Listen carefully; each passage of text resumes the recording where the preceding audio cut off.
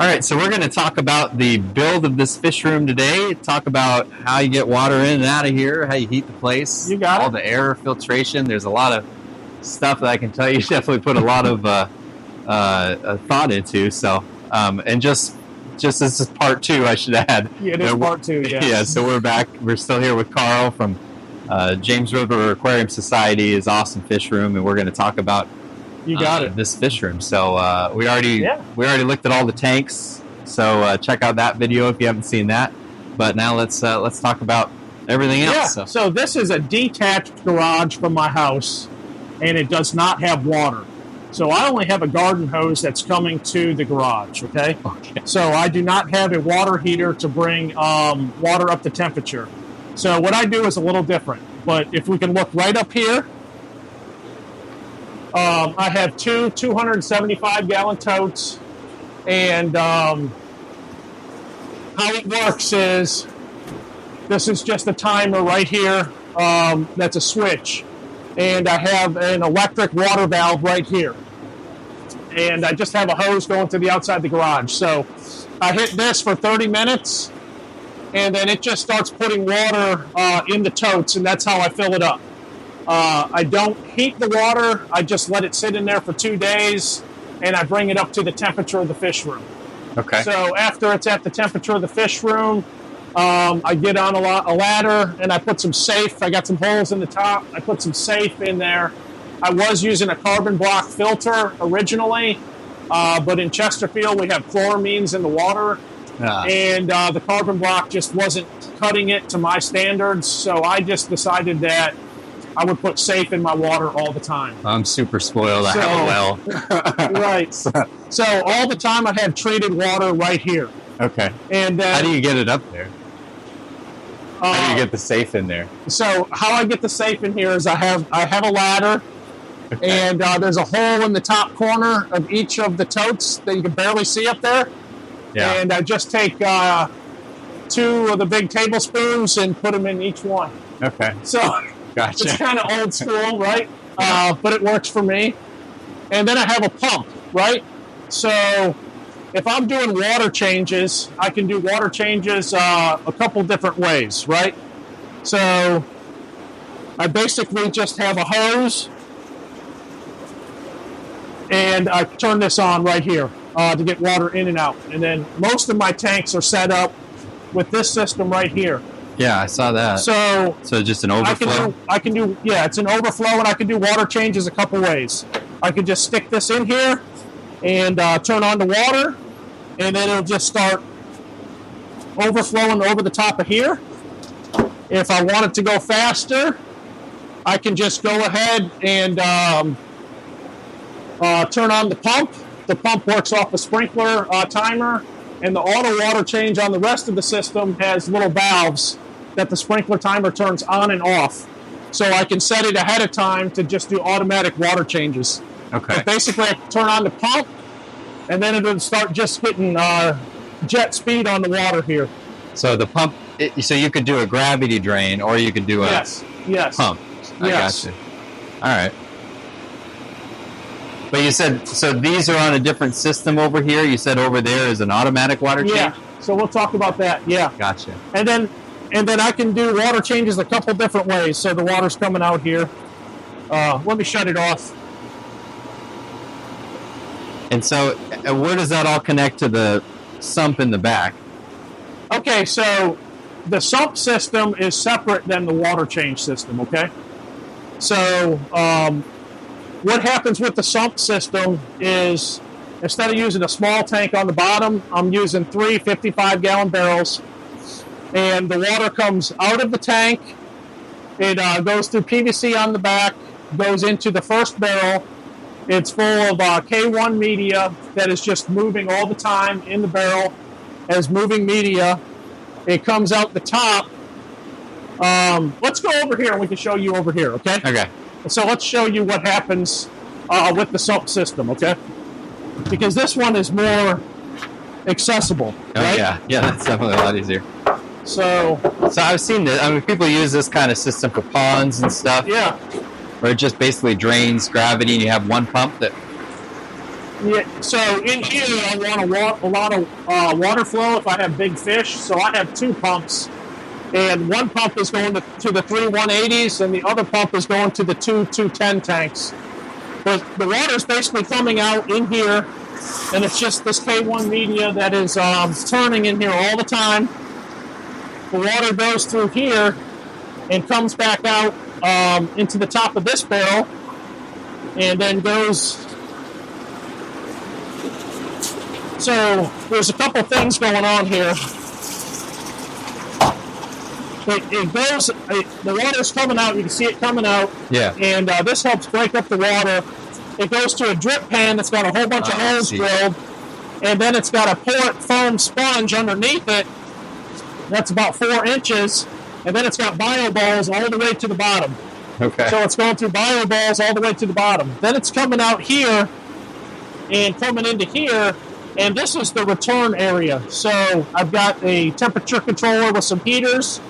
They almost never come on because I set them below the temperature of the fish room. It's just more if the fish room lost. I was going to ask you that. Do you heat the room? I heat the room. Okay. But I did see some heaters, so. Yes. So this is just like a backup. It's a backup. Okay. I used to have a whole bunch of wild caught frontosa in this whole system. Okay. I remember those fronts. Yeah, it was a backup. Yeah. Okay. Unfortunately, I don't have them, and I wish I did. Right? Those are awesome. It was a mistake on my part to get rid of them. Yeah, and then there's 2 pumps in here, and one line comes out, and just pumps water back to the tank at the top, and then the water overflows and comes back down. So it's a pretty cool setup. So the other question I have is, do you have isolated tanks for quarantine purposes? I do. Because I've always wanted to do something like this, but it makes me so nervous. Right. So all this system on this side is on this system right here, right? Okay. Everything right here is independent, right? So any tank right here could be treated as a quarantine tank. So the drainage, the overflows, yes, but not the water input. Like you correct. Have to there's no water input going to any of this. It's just to change the water. Okay.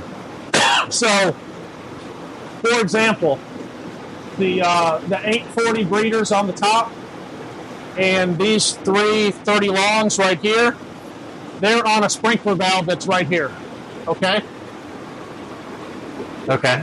So I set the timer over there to come on, and so you have individual for each one. I have individual zones of which tanks that I want to change for water. Okay. And the sprinkler timer comes on, the pump comes on, and then it pushes water into the tanks, and then out over the overflow. Okay. And so with those 840 breeders and these 330 longs, it's one zone. At 10 minutes, it changes 100 gallons. Wow. So in 10 minutes, I'm changing 100 gallons. So I just did a video on how fast I could do mine, and I think it was about 80 gallons in 30 minutes. So okay, yeah. So you got me beat. Yeah. But I don't have this much stuff. So. That's right. And like these 125 tanks here, they're on another zone. But I know that with my pump, that every 10 minutes I'm getting 100 gallons. So. Wow. So if this is 350 gallons with 3 125s, and I'm changing 100 gallons in 10 minutes, it's about a 30% water change, right? Yeah. Yeah. Just about. Yeah. I think she's holding. I just noticed that. Wow. She looks like she's holding. That is exciting. So is that food or is she holding? I know we already talked about this tank in the other video. Yeah, but I just looked over and I'm like, she ate last night, so I think she's holding. That's awesome, and I don't see a pit in there, right? Yeah, that's weird. All right, anyway.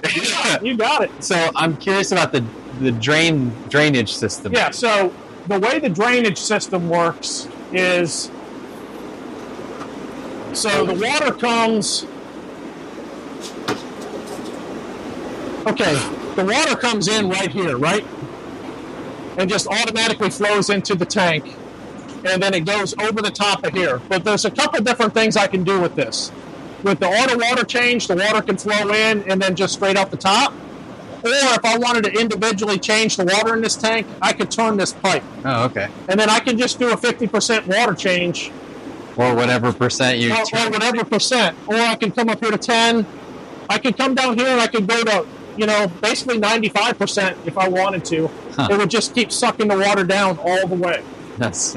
So, and then if it's up, it's just, sometimes the water starts leaking through the threaded ones, and you got to take this elbow out, put some more tape on it, if you get some water leakage out of the tank. But it doesn't happen very often. So yeah. Oh, that's awesome. So these are all on Matten filters. A lot of these are. Yeah. I see a lot of Matten filters. Yeah, so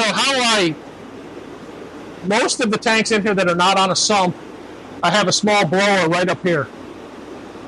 So right up here, I've had aquarium room pumps and moved up, and now I've moved up to a small blower. That blower doesn't seem like it's that big, but it does a lot of air. Okay? I mean, I can see the size of the pipes. Yeah. Wow. So basically, that's the air intake right there, and it's got a filter on it so it doesn't suck anything into it. But it's blowing air out into this pipe and then coming all the way around the fish room. So it comes around the fish room, and then at certain points, there used to be a rack here, so that's why this pipe looks like this. But it comes over and comes down into this whole rack, and then it comes out of it into the pipe over here. So there's an in and an out all the time. Nice. I don't have any dead ends. And then I use these little Gemco air valves that are coming through the pipe. Yeah. Because it's just pushing air, and then I just adjust how much flow I want with this valve right here. Nice.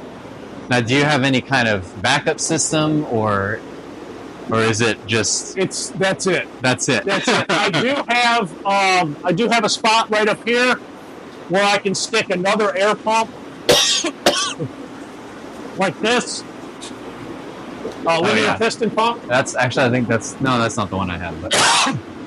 This is an 80, and I also have a 120. And I need to get the 120 hooked back up so I can just go ahead and plug it in if the blower goes down. Okay. Yeah. I lose power like once every 3 months, so I have to have. We are very fortunate that we have underground power. Oh, nice. So we only lose it once a year, maybe. And then at that point, I hook a generator up to the garage to run the garage. Now, do you do it, the fan? Is it just to kind of move the air around? It's just to move air. Okay. It's just to move air. You have to do any kind of dehumidifier? Yes. So for dehumidification, I see. Yeah. I have a small dehumidifier back here. It's right now we're at 66%. I try to keep the humidity at 50%, so it's a little high right now. And then I try to get all the heat blown outside because it gets very hot in here. Yeah. And then I have another dehumidifier up here. This one runs all the time.